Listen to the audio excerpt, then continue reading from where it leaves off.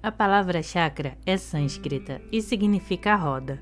Também se usam várias acepções figuradas, incidentais e por extensão, como nas línguas ocidentais, da mesma forma como falamos da roda do destino ou da fortuna.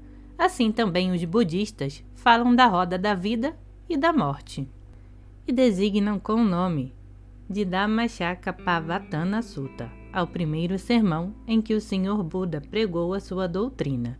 Nome esse que o professor Rhys Davis traduz poeticamente pela expressão "pôr em marcha as rodas da régia carroça do reino da justiça". Este é o exato significado da expressão para o budista devoto, ainda que a tradução literal da palavra seja o giro da roda da lei, o uso em acepção figurada da palavra chakra, de que tratamos neste momento. Refere-se a uma série de vórtices semelhantes a rodas que existem na superfície do duplo etérico do homem.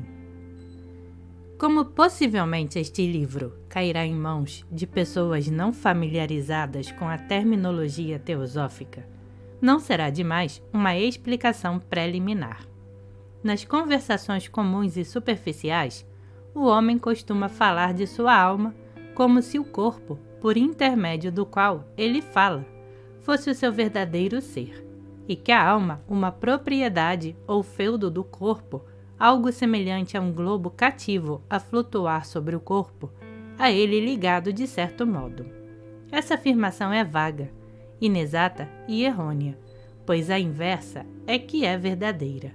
O homem é uma alma que possui um corpo, ou em realidade, vários corpos, porque além do corpo visível, por cujo meio desenvolve seus negócios neste baixo mundo, tem outros corpos invisíveis à visão ordinária, com os quais se relaciona com os mundos emocional e mental. Contudo, por ora, não trataremos desses outros corpos. Durante o século passado, houve um enorme avanço no conhecimento dos pormenores do corpo físico, e os fisiológicos estão agora familiarizados com as suas desconcertantes complexidades, e têm, pelo menos, uma ideia geral de como funciona seu mecanismo assombrosamente intrincado.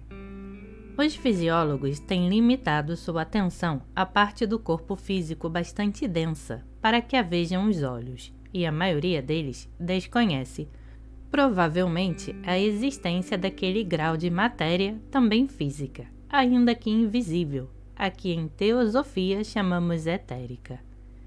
Esta parte invisível do corpo físico é de suma importância para nós, porque é o veículo pelo qual fluem as correntes vitais que mantêm vivo o corpo, e serve de ponte para transferir as ondulações do pensamento e a emoção do corpo astral ao corpo físico denso. Sem tal ponte intermediária, não poderia o ego utilizar as células de seu cérebro. O clarividente o vê como uma distinta massa de neblina gris-violeta debilmente luminosa, que interpenetra a parte densa do corpo físico e se estende um pouco mais além deste. A vida do corpo físico muda incessantemente e, para viver, necessita de contínua alimentação de 3 fontes distintas. Precisa de comida para a digestão, de ar para a respiração e de 3 modalidades de vitalidade para a assimilação. Esta vitalidade é essencialmente uma força, mas quando está revestida de matéria, parece-nos um elemento químico sumamente refinado. Existe essa força ou energia em todos os planos, embora no momento, e para atender ao objetivo que nos ocupa. Só consideraremos a sua manifestação e expressão no plano físico. Para melhor compreensão de tudo isto, convém conhecer algo da constituição e ordem da parte etérica de nosso corpo.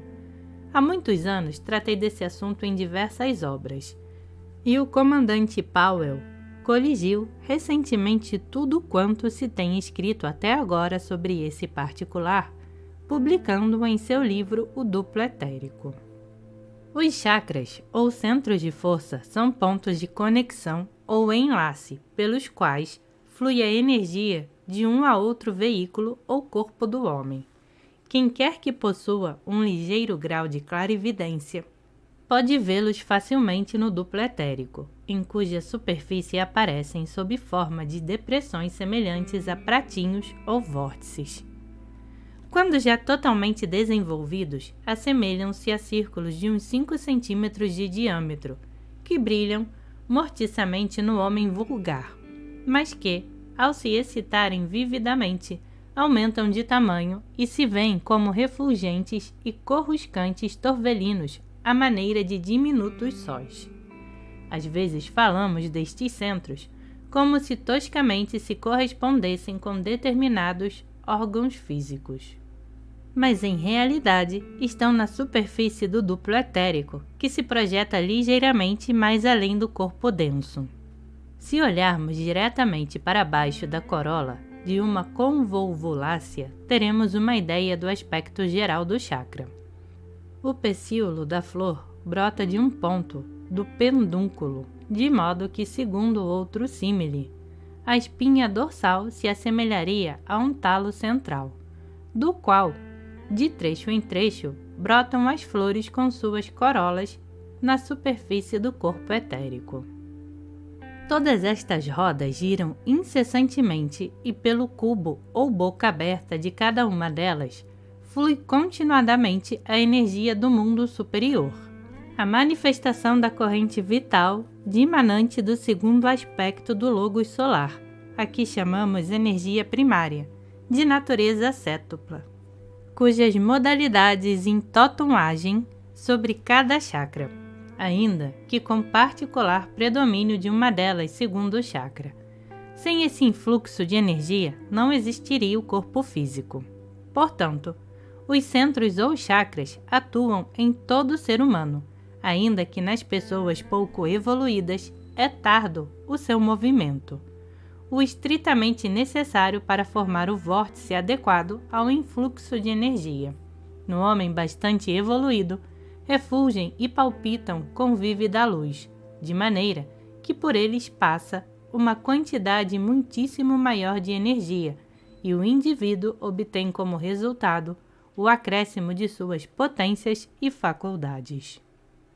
Situação na base da espinha dorsal, nome sânscrito Muladhara, nome em português chakra raiz ou básico. No umbigo, sobre o plexo solar Manipura, chakra do umbigo.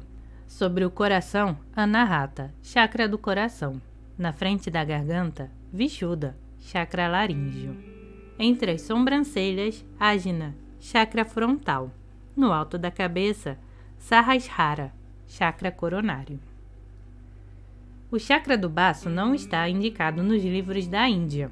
Em seu lugar, aparece um centro chamado Swadhisthana, situado na vizinhança entre os órgãos genitais, ao qual se assinalam as mesmas 6 pétalas. Em nosso entender, o despertamento deste centro deve considerar-se como uma desgraça pelos graves perigos com ele relacionados. No plano egípcio de desenvolvimento, se tomavam esquisitas precauções para evitar tal despertamento.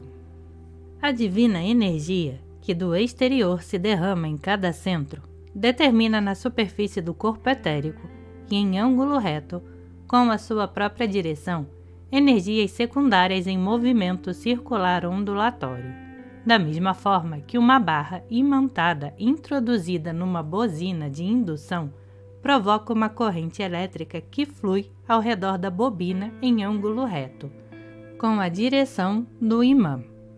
Depois de haver entrado no vórtice, a energia primária volta a irradiar de si mesma em ângulos retos, mas em linhas retas, como se o centro do vórtice fosse o cubo de uma roda e as radiações de energia primária os seus raios, que enlaçam à guisa de colchetes o duplo etérico com o corpo astral.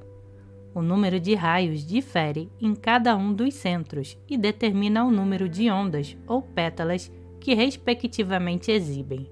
Por isso os livros orientais costumam comparar poeticamente os chakras a flores. Cada uma das energias secundárias que fluem ao redor da depressão, semelhante a um pratinho, tem sua peculiar longitude de onda e uma luz de determinada cor, mas em vez de se mover em linha reta, como a luz, move-se em ondas relativamente amplas de diversos tamanhos, sendo cada uma delas o múltiplo de menores ondulações que abrange. O número de ondulações está determinado pelo de raios da roda, e a energia secundária ondula por baixo e por cima das radiações da energia primária, à maneira de um trabalho em vime entretecido ao redor dos raios de uma roda de carruagem. As longitudes de onda são infinitesimais e provavelmente cada ondulação se contém aos milhares. Segundo fluem as energias ao redor do vórtice, as diferentes classes de ondulações se entrecruzam, umas com as outras, como num trabalho em vime, e produzem uma forma semelhante à corola de convolvulácea a que antes me referi. Contudo, os chakras ainda se parecem mais a uma galheta de ondulado cristal iridescente, como as que se fabricam em Veneza. Todas estas ondulações ou pétalas têm o acatassolado e trêmulo brilho da concha, ainda que geralmente cada uma delas ostente sua cor predominante, segundo mostram as ilustrações. Este nacarino aspecto argêntico costuma ser comparado nos tratados sânscritos ao tremeluzir da lua na superfície das águas do mar. As pranchas que exornam os textos representam os chakras, tal como os percebe um clarividente muito evoluído e discreto que tenha já disciplinado suficientemente os seus para atuarem ordenadamente. Evidentemente, nem as cores das pranchas, nem nenhuma cor deste mundo tenha suficiente luminosidade para igualar a do chakra respectivo, mas o desenho dá pelo menos uma ideia do verdadeiro aspecto destas rodas de luz. Pelo já exposto, se compreenderá que os centros diferem de tamanho e brilho segundo a pessoa, e ainda no mesmo indivíduo podem ser uns mais vigorosos que outros. Todos estão desenhados em tamanho natural, exceto o Sahasrara, ou centro coronário, que foi conveniente ampliar-se para destacar sua assombrosa riqueza de pormenores. No caso de um homem, que se sobressai excelentemente nas qualidades expressas por meio de determinado centro, não só aparecerá em tamanho muito maior, mas especialmente radiante e emitindo fúlgidos raios de ouro. Exemplo disso nos oferece a precipitação que da aura de Santanton Moisseins fez a senhora Blavatsky, conservada no santuário da sede central da Sociedade Teosófica em Adyar, e reproduzida, embora muito imperfeitamente, na obra do Coronel Olcott ou de Dias Lives. Os chakras se dividem naturalmente em 3 grupos: inferior, médio e superior. Podem denominar-se respectivamente filosófico, pessoal e espiritual. Os chakras primeiro e segundo têm poucos raios ou pétalas, e sua função é transferir para o corpo 2 forças procedentes do plano físico. Uma delas é o fogo serpentino da Terra, e a outra a vitalidade do Sol. Os centros terceiro, quarto e quinto, que constituem o grupo médio, estão relacionados com forças que o ego recebe por meio da personalidade. O terceiro centro as transfere através da parte inferior do corpo astral, o quarto por meio da parte superior do mesmo corpo e o quinto pelo corpo mental. Todos estes centros alimentam determinados gânglios nervosos do corpo denso. Os centros sexto e sétimo, independentes dos demais, estão respectivamente relacionados com o corpo pituitário e a glândula pineal, e somente se põem em ação quando o homem alcança certo grau de desenvolvimento espiritual. Ouvi dizer que cada pétala dos chakras representa uma qualidade moral, cuja atualização põe o chakra em atividade. Por exemplo, segundo o Upanishad de Dhyana Bindu, as pétalas do chakra cardíaco representam devoção, preguiça, cólera, pureza e outras qualidades análogas. Da minha parte, não observei ainda nada que comprove esta afirmação. E não se compreende facilmente como pode ser assim, porque as pétalas resultam da ação de certas forças claramente distinguíveis, e em cada chakra estão ou não ativas, segundo se tenham ou não atualizado essas forças. De modo que o desenvolvimento das pétalas não tem mais direta relação com a moralidade do indivíduo, do que a que possa ter o robustecimento do bíceps.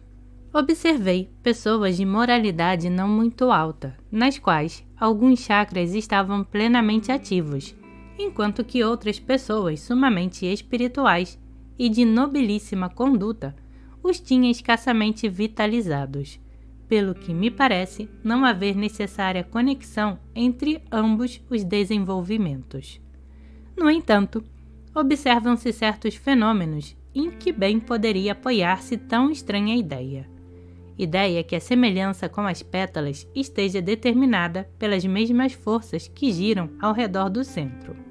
Alternativamente por cima e por baixo dos raios. Diferem estes em caráter, porque a força ou energia influente se subdivide em suas partes, ou qualidades componentes. Portanto, cada raio emite uma influência peculiar, mesmo débil, que afeta a energia secundária que por ele passa, e lhe altera um tanto o matiz.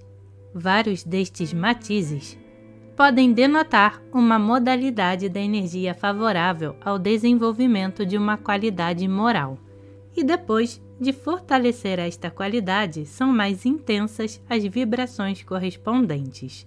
Em consequência, a densidade menor ou maior do matiz denotará a posse em menor ou maior grau da respectiva qualidade.